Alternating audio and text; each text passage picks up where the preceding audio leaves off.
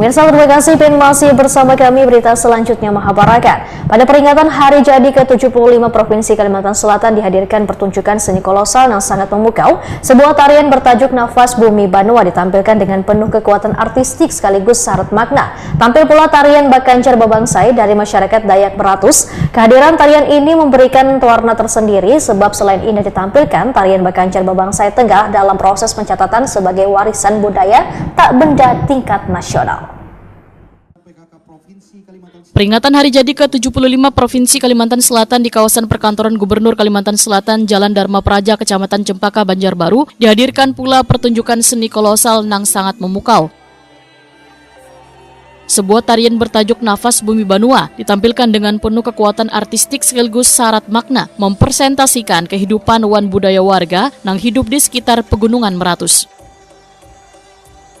Pertunjukan ini dibawakan lebih dari 100 penari terdiri dari mahasiswa Universitas PGRI Kalimantan Selatan serta kelompok seniman lintas komunitas berkolaborasi dalam sebuah garapan istimewa yang digagas Dinas Pendidikan dan Kebudayaan Provinsi Kalimantan Selatan melalui UPTD Taman Budaya Kalimantan Selatan.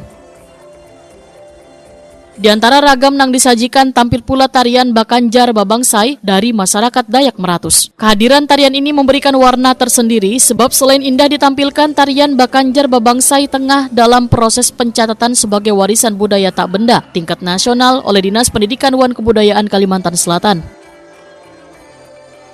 Kepala Dinas Pendidikan dan Kebudayaan Provinsi Kalimantan Selatan Galuh Tantri Narindra waetakoni Prima TV usai perayaan Hari Puncak tengah hari Kamis 14 Agustus 2025 memandahkan pencatatan tarian Bakanjar Babangsai merupakan langkah penting untuk menjaga kelestarian budaya Banua karena berbicara pembangunan kada hanya infrastruktur yang harus diperhatikan, sumber daya manusia wan warisan budaya wajib pula dilestarikan. Karena Kalimantan Selatan mempunyai banyak aset budaya yang bernilai tinggi wan harus terus dijaga agar kada hilang di telan zaman.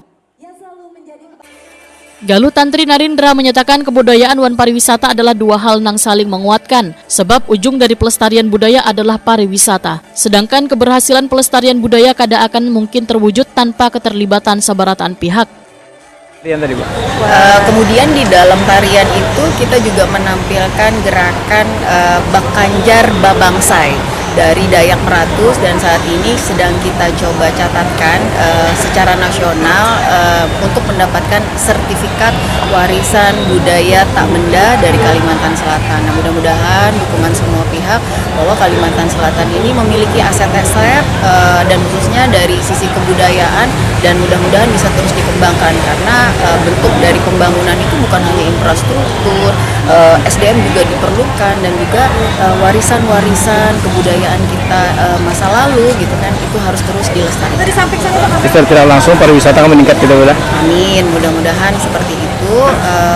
Memang ujungnya adalah pariwisata, karena sebenarnya arah pembangunan Provinsi Kalimantan Selatan salah satu prioritasnya adalah pengembangan pariwisata, dan kita memiliki potensi itu semua. Melalui penampilan Nafas Bumi Banua, Kalimantan Selatan seakan menegaskan bila pembangunan daerah kada hanya terlihat dari fisik infrastruktur, tetapi juga dari kekuatan jati diri, identitas, serta kebudayaan warganya.